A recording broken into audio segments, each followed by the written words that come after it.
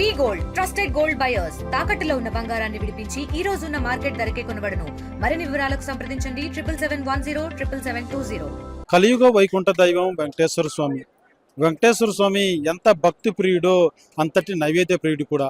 స్వామివారి దర్శనం తర్వాత స్వామివారికి ఎంతో అతి ప్రీతి అయినటువంటి లడ్డు కూడా అదే ప్రాధాన్యత ఉందని చెప్పాలి.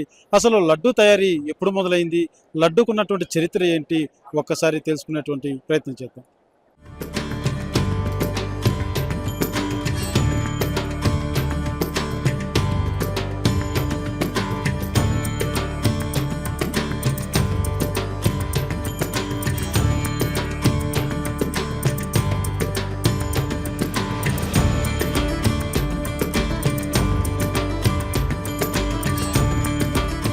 కోట్లాది మంది భక్తులు కలియుగ వైకుంఠ దైవం వెంకటేశ్వర స్వామి క్షణ దర్శన భాగ్యం కోసం పరితపిస్తూ ఉంటారు. ఇదే నేపథ్యంలోనే స్వామివారికి ఎంతో ప్రీతి అయినటువంటి లడ్డు కూడా అదే స్థాయి ప్రాధాన్యత ఉందని చెప్పాలి. ప్రస్తుతం మనతో పాటు వేణుగోపాల్ దీక్షితులు స్వామివారు ఉన్నారు.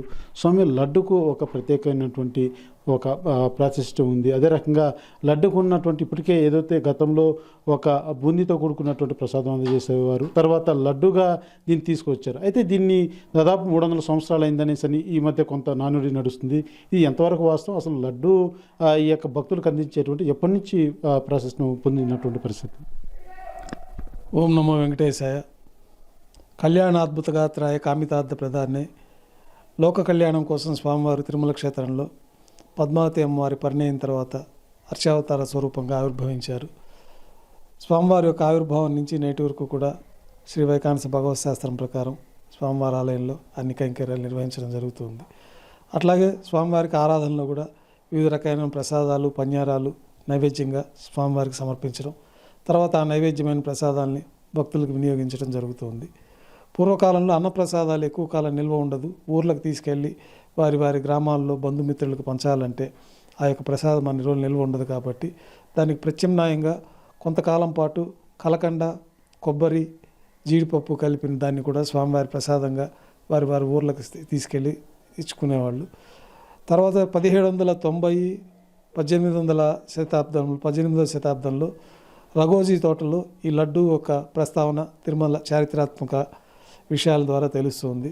ఆ రఘోజీ తోటలో ఈ 1790, 1840 మధ్యలో స్వామివారికి ఉత్సవమూర్తులకు లడ్డు ప్రసాదం నైవేద్యంగా సమర్పించినట్టు తెలుస్తుంది. తర్వాత కాలంలో తీపి వస్తువు ఊర్లకు తీసుకెళ్ళి పంచుకోవాలంటే బూందీ ప్రసాదాన్ని, బూందీ, కలకండ, బెల్లము కలిపిన ఆ యొక్క బూందీ ప్రసాదాన్ని భక్తులు తీసుకెళ్ళి వారి వారి గ్రామాల్లో బంధుమిత్రులకి వినియోగించుకోవడం జరుగుతుంది. ఎక్కువ కాలం నిల్వ ఉండే విధానాన్ని అనుసరించి తర్వాత కాలంలో క్రమేపీ లడ్డుగా 1933లో తిరుమల తిరుపతి దేవస్థానం స్వాధీనం చేసుకున్న నాటి నుంచి ఈ యొక్క లడ్డూకి ప్రత్యేకమైన దిట్టాన్ని ఏర్పాటు చేయడము, ఈ లడ్డూలో ఏ ఏ వస్తువులు ఎంత పరిమాణంలో వాడాలి అనేదంతా కూడా ఒక ప్రోక్తము అంటారు. ఒక ప్రోక్తము అంటే 51 లడ్డూలు. ఆ 51 లడ్డూలకి సంబంధించి ఏ ఏ పదార్థాలని ఎంత పరిమాణంలో వాడాలన్నది దిట్టం ద్వారా ఏర్పరిచినట్టు, అక్కడి నుంచి క్రమేపీ లడ్డూగా స్వామివారి ప్రసాదాన్ని భక్తులంతా కూడా ఎంతో పవిత్రంగా స్వామివారిని దర్శించుకున్న తర్వాత వారి వారి గృహాలకు తీసుకెళ్ళి బంధుమిత్రులకి వినియోగించుకోవడం జరుగుతూ ఉన్నది.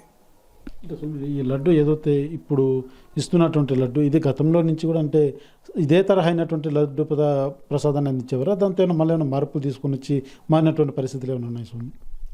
స్వామివారికి మొదట ఈ లడ్డు ప్రసాదము నైవేద్యంగా గర్భాలయంలో చిన్న లడ్డూలు ప్రసాదాలు నైవేద్యంగా సమర్పిస్తారు. ప్రతినిత్యం జరిగే కళ్యాణోత్సవంలో విశేషంగా పెద్ద లడ్డూలు దాన్ని పెద్ద పరిమాణంలో తయారు చేసి ఆ పెద్ద లడ్డూలు కళ్యాణోత్సవంలో అప్పాలు, వడలు, లడ్డూలు, చక్కెర పొంగలి, పులహోర ఇట్లాంటి పొంగలి ప్రసాదం అంతా కూడా స్వామివారికి కళ్యాణోత్సవంలో విశేషంగా నైవేద్యంగా సమర్పిస్తారు. కళ్యాణం లడ్డు కింద పెద్ద లడ్డూను కూడా భక్తులు కళ్యాణోత్సవంకి వచ్చిన వారు ఇతరత్ర సేవల్లో కూడా ఈ పెద్ద లడ్డూని వారికి ఇవ్వడం జరుగుతూ ఉంటుంది. అది కూడా ఈ చిన్న లడ్డు పరిమాణం గతంలో 20 రూపాయలు, 25 రూపాయలు అట్లా అమ్మేవాళ్ళు. తర్వాత ప్రస్తుతం ఇప్పుడు 50 రూపాయలకి ఆ లడ్డు యొక్క ధర చేరుకున్నది. ఈ పెద్ద లడ్డూలు కూడా స్వామివారికి నివేదన జరిగి 200 రూపాయలకి పెద్ద లడ్డూలు కూడా భక్తులకు విక్రయించడం జరుగుతుంది.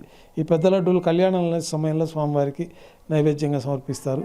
గర్భాలయంలో మూలమూర్తికి విశేషమైన ఆస్థానాల సమయంలోనూ ప్రత్యేక పర్వదినాలలో పెద్ద లడ్డు, వడ, అప్పము ఇట్లాంటి ప్రసాదాలు కూడా నైవేద్యంగా సమర్పించడం జరుగుతుంది. ఇదే కాకుండా నిల్వ ఉండే ప్రసాదాల్లో భాగంగా జిలేబీ, తేనెతలు అంటారు, గురువారం నాడు జిలేబీ ప్రసాదాన్ని, మురుకు కూడా నైవేద్యంగా సమర్పించడం జరుగుతుంది. సో ప్రత్యేకించి ఈ యొక్క లడ్డు తయారీకి నిర్ణీతమైనటువంటి ఒక తారీఖు అన్నదే లేదు. అంటే కానీ కొంత మీడియాలో కావచ్చు, కొన్ని సోషల్ మీడియాలో కావచ్చు, ఆగస్టు వచ్చిందంటే ప్రతి సంవత్సరం కూడా లడ్డుకు 300 సంవత్సరాలు, 310 సంవత్సరాలు, 311 సంవత్సరాలు అంటే ప్రతి ఇయర్ కూడా ఇది ఒక తేదీని అనువాదిస్తున్నటువంటి పరిస్థితి కూడా ఉంది. దీన్ని ఎంతవరకు చూడవచ్చు అంటారు?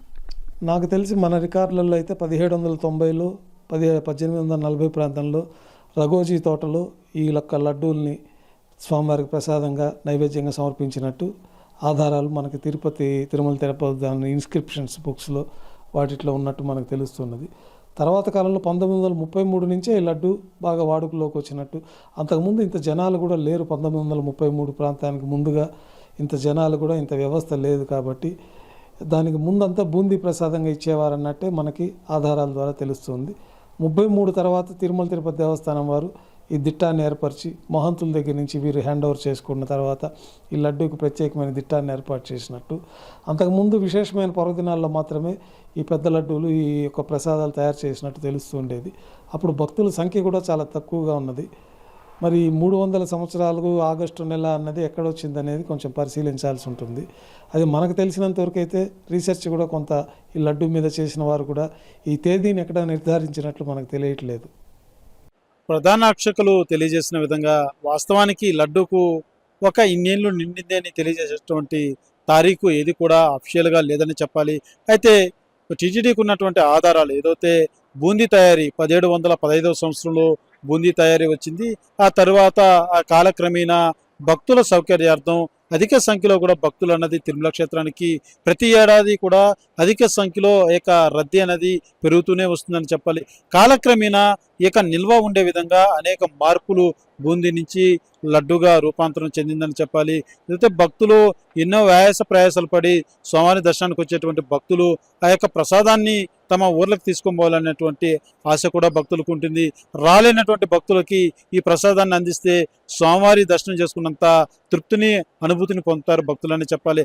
అయితే ఈ ఉద్దేశంతో కాలక్రమేణా ఈ బూందీ నుంచి అనేక రూపాంతరం చెంది పూర్తి స్థాయిలో లడ్డు తయారీ విధానం కూడా రావడం జరిగింది. బూందీ లేకపోతే దానికి ముందున్నటువంటి ప్రసాదాలు ఏదైతే ఉన్నాయో అవి ఎక్కువ కూడా నిల్వ ఉండేటువంటి అవకాశం లేదు. కనుకనే పూర్తి స్థాయిలో ప్రసాదంలో అనేక మార్పులు తీసుకుని రావడం జరిగింది. ఈ తరుణంలోనే బూందీ నుంచి కూడా లడ్డుగా పూర్తిగా మారినట్టుగా తెలుస్తుంది. అయితే లడ్డుగా మారిన దానికి పూర్తి స్థాయిలో అయితే ఒక చారిత్రకమైనటువంటి ఒక నిర్దిష్టమైనటువంటి డేట్ మాత్రం లేదని చెప్పాలి. అయితే 1715వ సంవత్సరంని ప్రామాణికంగా తీసుకొని 310 సంవత్సరాలు పూర్తి చేసుకున్నట్టుగా ఒక నానుడైతే నడుస్తున్నటువంటి పరిస్థితి మాత్రం నెలకొందనే చెప్పాలి. కెమెరా పర్సన్ కోటితో సురేష్, RTV, తిరుమల. ఇండియా పాకిస్తాన్ ఉద్రిక్తతలపై లేటెస్ట్ అప్డేట్స్ కోసం డౌన్లోడ్ చేసుకోండి RTV లైవ్ యాప్.